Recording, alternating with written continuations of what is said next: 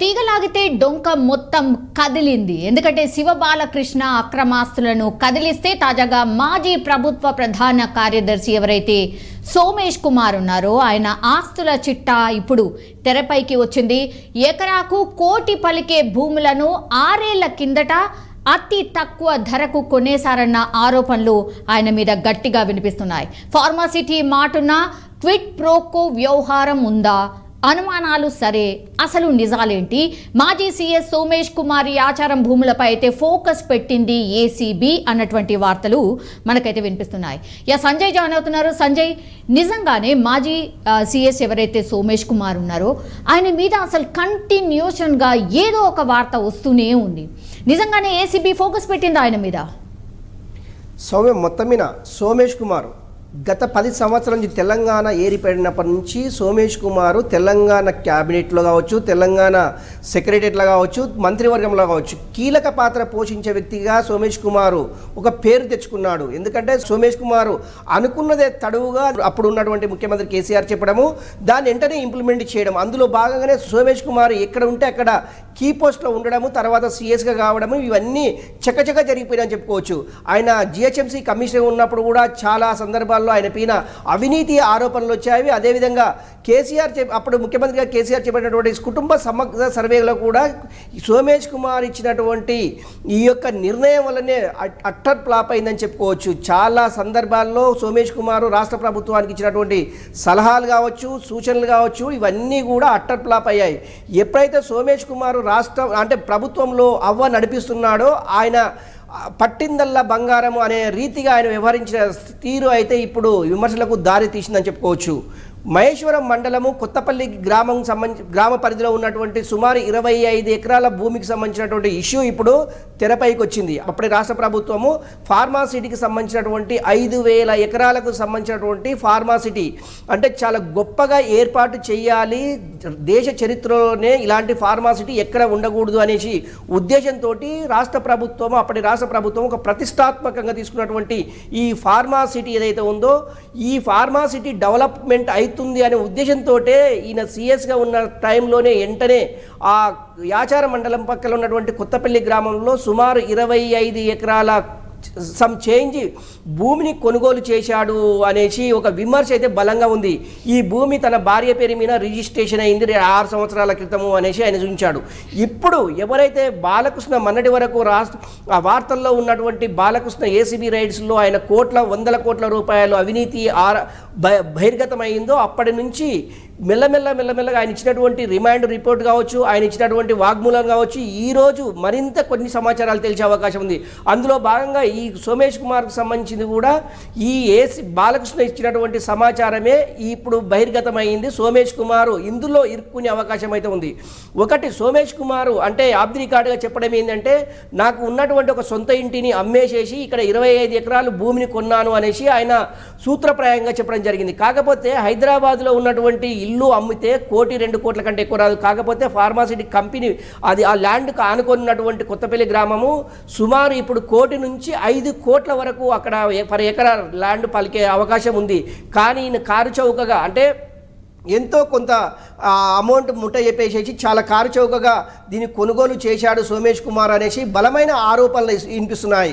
ఇక్కడ అంటే రాష్ట్ర ప్రభుత్వంలో ఉన్నటువంటి కొంతమంది అధికారులు కావచ్చు, అదేవిధంగా అక్కడ యాచార మండలానికి సంబంధించినటువంటి కొంతమంది అంటే ఆ ప్రభుత్వ అధికారులు కావచ్చు, ఎవరేమైనా కూడా ఒక సీఎస్ ఇన్ని వందల కోట్ల రూపాయలు ఎలా సంపాదించారు? 25 ఎకరాల భూమి అంటే అంత ఆశమైంది కాదు. ఎందుకంటే ఇది సుమారు 5 కోట్లకు ఎకరానికి ఉన్నా కూడా సుమారు 250 కోట్ల రూపాయలు అది 20 చాలా పెద్ద అమౌంట్, ఇది 150 కోట్లకు చేరుకుంటుంది. కానీ ఇంత అమౌంట్ పెట్టేసి సోమేష్ కుమారు కారు చౌకగా ఎలా కొన్నాడు? ఎందుకు రాష్ట్ర ప్రభుత్వం సహాయ సహకారాలు అందించింది?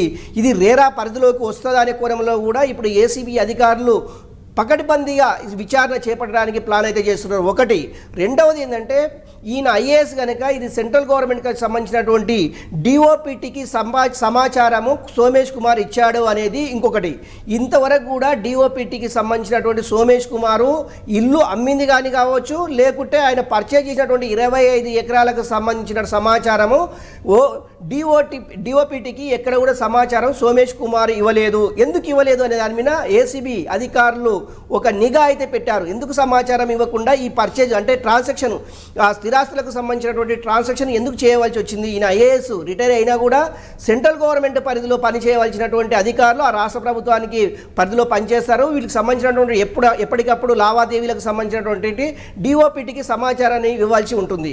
కానీ సోమేష్ కుమార్ డిఓపిటికి ఎందుకు సమాచారం ఇవ్వలేదని ఒక ప్రశ్న అయితే, 25 ఎకరాలకు సంబంధించిన ఇంత పెద్ద అమౌంట్, ఇల్లు అమ్మితే ఇంత పెద్ద అమౌంట్ వస్తుందా అనేది రెండవ క్వశ్చన్. కానీ ఇక్కడ బాలకృష్ణ ఇచ్చేటటువంటి ఒక వాగ్మూలాన్ని ఈరోజు అంటే బాలకృష్ణని అంటే ఇక్కడ ఉన్నటువంటి ఏసీబీ అధికారులు ఆయనని అది అదుపులోకి తీసుకొని విచారించే అవకాశం ఉంది. ఈ సోమేష్ కుమార్కి ఈ 25 ఎకరాలే ఉందా, ఇంకా ఈ రాష్ట్రంలో అంటే హైదరాబాద్కు సంబంధించినటువంటి ఇంకెక్కడైనా భూములు కొనుగోలు చేశారనే కోణంలో ఏసీబీ అధికారులు విచారించే అవకాశం అయితే ఉంది. ఈయనకు ఈ రోజు రేపు ఒక నోటీసులు పంపించేసి విచారించేసేటటువంటి అవకాశం అయితే లేకపోలేదని చెప్పుకోవచ్చు. అంటే సోమేష్ కుమారే ఉండా, సోమేష్ కుమార్ సంబంధించినటువంటి ఇంకెవరన్నా అధికారులు ఉన్నారా లేకుంటే? ఎగ్జాక్ట్లీ సంజయ్, నా క్వశ్చన్ కూడా అదే. అంటే బాలకృష్ణ చెప్పేటటువంటి విషయాలు ఏంటి? ఇప్పుడు సోమేష్ కుమార్ పేరు వినిపిస్తోంది, ఇట్లా ఈ లిస్ట్ లో ఇంకెంతమంది ఉండబోతున్నారు? ఏసీబీ అక్కడక్కడ లీక్స్ అయితే మనకు అందుతున్నాయి. డెఫినెట్లీ ఈయన పైన కూడా ఏసీబీ రైట్స్ ఉండబోతున్నాయి, ఆయన పైన కూడా కన్ను ఉన్నటువంటి విషయం. సో ఈయనే కాదు, ఇంకా చాలా మంది పేర్లు ఉన్నాయి, వాళ్ళందరి మీద కూడా నిఘా ఉంది. సో వాళ్ళకు కూడా వాళ్ళ మీద కూడా ఏసీబీ రైట్స్ చేయబోతుంది అనేది ఒక వార్త. అండ్ 4 రైతుల దగ్గర నుంచి కేవలం 2 లక్షల రూపాయల చొప్పున మాత్రమే భూమిని దక్కించుకున్నారు అన్నటువంటిది ఇంకో వార్త సంజయ్. నిజంగానే అంత తక్కువ ధరకి ఈయన కొనుగోలు చేసి మరి ఇప్పుడు ల్యాండ్ అసలు కోట్లలో పలుకుతోంది. మరి పాపం ఆ రైతులు లాస్ అయినట్టే కదా, ఏంటి పరిస్థితి వాళ్ళది? స్వామి, ఒకటి మనం ఇక్కడ మనం డిస్కషన్ చేసుకోవాల్సిన సందర్భం వచ్చేసింది. ఒకటి ఏంటంటే సోమేష్ కుమారు సిఎస్గా ఉండే టైంలో కావచ్చు, సోమేష్ కుమారు తర్వాత ఏపీకి అలాట్ అయ్యి ఏపీ నుంచి మళ్ళీ అక్కడ జాయిన్ కాకుండా వచ్చేసి మళ్ళీ ఇక్కడ సలహాదారుగా అయిన వెంటనే ఈ క్రమంలో సుమారు ఈ 10 సంవత్సరాల కాలంలో సోమేష్ కుమార్కు ఎవరు అధికారులు సహకరించారు, ఎవరిని ఈయన సంప్రదించాడు అనేసి ఒక కోణం అయితే, రెండవది పొలిటికల్ ఇన్వాల్వ్మెంట్ లేకుండా సోమేష్ కుమారు ఇంత పెద్ద లావాదేవీలకు పాల్పడరు అనేది రెండో క్వశ్చన్. మూడవది ఏంటంటే అక్కడ 100 కోట్ల రూపాయలు పలికేటటువంటి కొత్తపల్లి గ్రామంలో సుమారు కోట్ల పైన ఉంటుంది, 2 నుంచి 5 కోట్ల వరకు పర్ ఎకరం ఉంటుంది. అది 2 లక్షలకు ఎలా పర్చేజ్ చేశాడు అనేది ఈ మూడు కోణాలలో ఏసీబీ అధికారులు, ఏసీబీ డైరెక్టర్ ఆఫ్ జనరల్గా ఉన్నటువంటి వీళ్ళందరూ ఒక యూనిట్గా తయారు చేసేసి 6 బృందాలుగా ఏర్పడేసి ఇప్పటికీ ఏసీబీ అధికారులు బాలకృష్ణని విచారించారు, బాలకృష్ణకు సంబంధించినటువంటి ఆస్తులపైన అటాచ్ చేశారు. ఎట్ సేమ్ టైం ఇదే బృందాలు సోమేష్ కుమార్ కూడా నోటీసులు ఇచ్చేసేసి ఏసీబీ సోదాలు చేసే అవకాశము చాలా దగ్గరగా ఉన్నవి. అది ఏ క్షణాన అవుతామని కూడా తెలియదు మేడం. ఇది ఫస్ట్ సౌమ్య. సెకండ్ ఏంటంటే సోమేష్ కుమార్కు సహకరించినటువంటి పొలిటికల్ లీడర్స్ ఎవరు, లేకుంటే ఆ ప్రభుత్వంలో ఉన్న అధికారులు ఎవరు? ఈ 3 కోణాల్లో ఏసీబీ అధికారులు చాలా క్షుణ్ణంగా ఎప్పటికప్పుడు సమాచారాన్ని రాబట్టుకునే పనిలో ఏసీబీ అధికారులు ఉన్నారని చెప్పుకోవచ్చు. సోమేష్ కుమార్ గతంలో చేసినటువంటి అవినీతి ఆరోపణలపైన ఫస్ట్ ఫోకస్ పెట్టే అవకాశం ఉంది. ఈయనకు రేపో మాపో నోటీసులు ఇచ్చేసి విచారించేసేసి వీళ్ళ ఇళ్ళపైన వీళ్ళ బంధువుల ఇళ్ళపైన కూడా సోదాలు చేసే అవకాశము లేకపోలేదు. నిజంగా కూడా సోమేష్ కుమారు ఎవరికన్నా పొలిటికల్ పెద్దలకు ఏమన్నా ఇన్వాల్వ్మెంట్ అయ్యేసి ఏమన్నా ప్రభుత్వానికి సంబంధించినటువంటి ఆస్తులను అంటే ప్రభుత్వానికి సంబంధించినటువంటి భూములను ఏమైనా కట్టబెట్టాడా అంటే నిజంగా కూడా సోమేష్ కుమారు చాలామంది పొలిటికల్ లీడర్స్కి భూములని కట్టబెట్టారు. అందుకనే రేరాని ప్రపోజల్ చేసింది కూడా రియల్ ఎస్టేట్ అథారిటీ ఆఫ్ ఈ రేరా అనేది కూడా 2016లో ఈయన ప్రపోజల్ పెట్టేసేసి రేరా నుంచి భూములని ఏ విధంగా కొల్లగొట్టొచ్చు అనేది ముఖ్యమంత్రి అప్పుడు ఉన్నటువంటి మాజీ ముఖ్యమంత్రి కేసీఆర్కు ఈయన వెన్నతో పెట్టిన విద్యగా ఆయనకు ప్రతిరోజు మర్దన చేసేవాడని చెప్పుకోవచ్చు. ఎందుకంటే ప్రభుత్వంలో ఉన్నటువంటి ఆస్తులని కొల్లగొట్టే మార్గాలని ఫస్ట్ అన్వేషించడంలో సోమేష్ కుమార్ను మించిన గనుడు లేడు అనేసి చెప్పొచ్చు. ఈ 25 ఎకరాల ఇంకా 25 ఎకరాల ఇంకా 100 ఎకరాల ఇవన్నీ ఒకవేళ ఏసీబీ విచారణలో తేలనున్నాయి. ఒకటి. రెండవది ఏంటంటే ఈరోజు అదుపులోకి అంటే బాలకృష్ణ ఎవరైతే ఉన్నారో శివబాలకృష్ణని అదుపులోకి తీసుకొని విచారిస్తే ఈ విచారణలో ఎవరెవరి పేర్లు బయటకు వస్తాయి, బాలకృష్ణ ఇచ్చేటటువంటి వాగ్మూలాలని ఏసీబీ అధికారులు చాలా గోప్యత పాటించేసేసి వాళ్లకు నోటీసులు పంపించేసి ఆల్ ఆఫ్ సడన్గా వాళ్ళపైన ఏసీబీ రైడ్స్ చేసే అవకాశం ఉంది. ఓన్లీ ఫర్ శివబాలకృష్ణ ఇచ్చేటటువంటి వాగ్మూలం ఆధారంగానే కొంతమంది రాజకీయ నాయకులకు సంబంధించినటువంటి పెద్దల అది భవిష్యవాణి ఆధారపడి ఉంటుంది అని చెప్పుకోవచ్చు.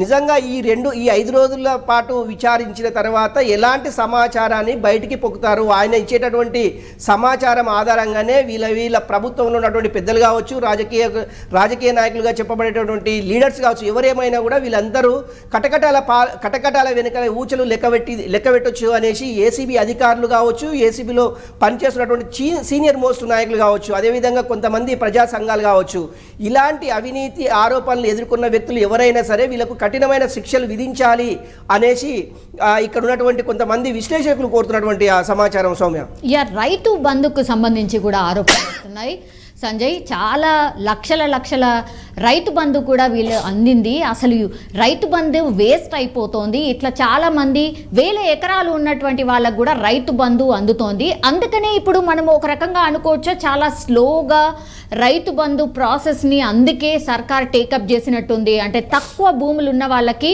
మెల్లిమెల్లిగా వేసుకుంటా వెళ్తుంది అని అంటే దీంట్లో ఏమైనా స్ట్రాటజీ ఫాలో అవుతుందా గవర్నమెంట్?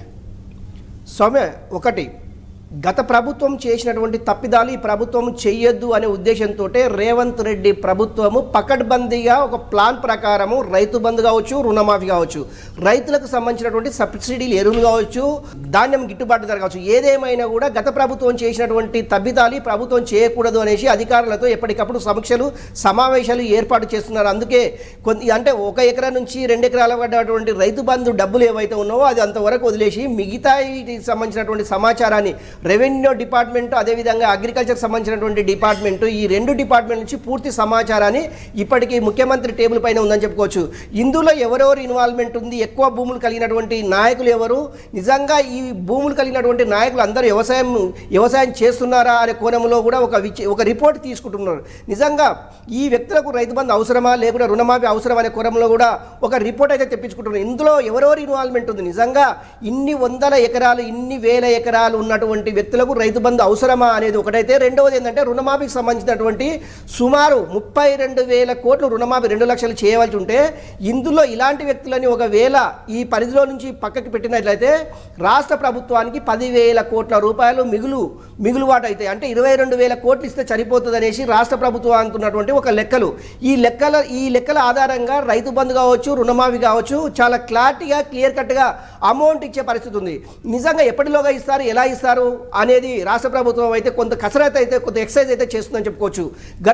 గత ప్రభుత్వం చేసినటువంటి తప్పిదాలు చేయకుండా ఉండాలి అంటే ఇలాంటి అక్రమార్కులు, ఇలాంటి అవినీతి పరులకు ఈ యొక్క రాష్ట్ర ప్రభుత్వం ఇచ్చేటటువంటి సబ్సిడీ కావచ్చు, రాష్ట్ర ప్రభుత్వం ఇస్తున్నటువంటి అంటే ఆర్థిక సహాయం కావచ్చు, ఏదేమైనా కూడా ఇలాంటి అక్రమార్లకు రాష్ట్ర ప్రభుత్వం డబ్బులు చెల్లకూడదు, వాళ్ళకి ఇవ్వకూడదు అనేసి రాష్ట్ర ప్రభుత్వం ఒక కొత్త నిశ్చయంతో ఉందని చెప్పుకోవచ్చు. సౌమ్య, ఏదేమైనా కూడా అంటే ప్రభుత్వంలో పనిచేసి అక్రమంగా సంపాదించినటువంటి భూములు కావచ్చు, చిరచరాస్తులు కావచ్చు, వాటిని ఇలాంటి పరిస్థితుల్లో రాష్ట్ర ప్రభుత్వం వాళ్ళకు సబ్సిడీ వాళ్ళకు ఇవ్వకుండా ఉండడానికి ఇలాంటి ఒక కసరత్తు చేయడానికి చేస్తున్నారని చెప్పుకోవచ్చు. రైతు బంధు లేటు అవ్వడానికి రీజన్ ఓన్లీ ఒకటే, ఇలాంటి వ్యక్తులని వేయాలి, ఇలాంటి వ్యక్తులకు రాష్ట్ర ప్రభుత్వం అందించేటటువంటి సబ్సిడీని వీళ్ళకు అందకుండా ఉండడానికే ఈ కసరత్తు చేస్తున్నారని చెప్పుకోవచ్చు. Soumya, yes, all right Sanjay, thank you so much. మొత్తం మీద అది మాజీ డైరెక్టర్ శివ బాలకృష్ణను ఏసీబీ అధికారులు అరెస్ట్ చేసిన తర్వాత జరుగుతున్నటువంటి కీలక పరిణామాలు ఇవన్నీ కూడా. కేసు విచారణ క్రమంలో అయితే సోమేష్ కుమార్ యాచారం భూముల వ్యవహారం తెరపైకైతే వచ్చింది. సో హైదరాబాద్లో ఉన్న తమ ఇంటిని అమ్మి 2018లో యాచారంలో భూములు కొన్నామనేది సోమేష్ కుమార్ వర్షన్. కానీ ఏసీబీ వర్షన్ కావచ్చు, బాలకృష్ణ ఇచ్చినటువంటి రిమాండ్ రిపోర్ట్లో ఆర్ విచారణలో బయటపడ్డ విషయాలు మాత్రం డిఫరెంట్గా ఉన్నాయి. మరి ఏసీబీ రైట్స్ జరగబోతున్నాయి, ఏసీబీ ఇన్ఫర్మేషన్ గ్యాదర్ చేయబోతోంది అన్నటువంటి వార్తలు అయితే వినిపిస్తున్నాయి. మరి ఎప్పుడు రైట్ చేస్తుంది ఆర్ నిజంగానే ఇంకెన్ని విషయాలు బయటకు రాబోతున్నాయి అనేది వేచి చూడాల్సిందే.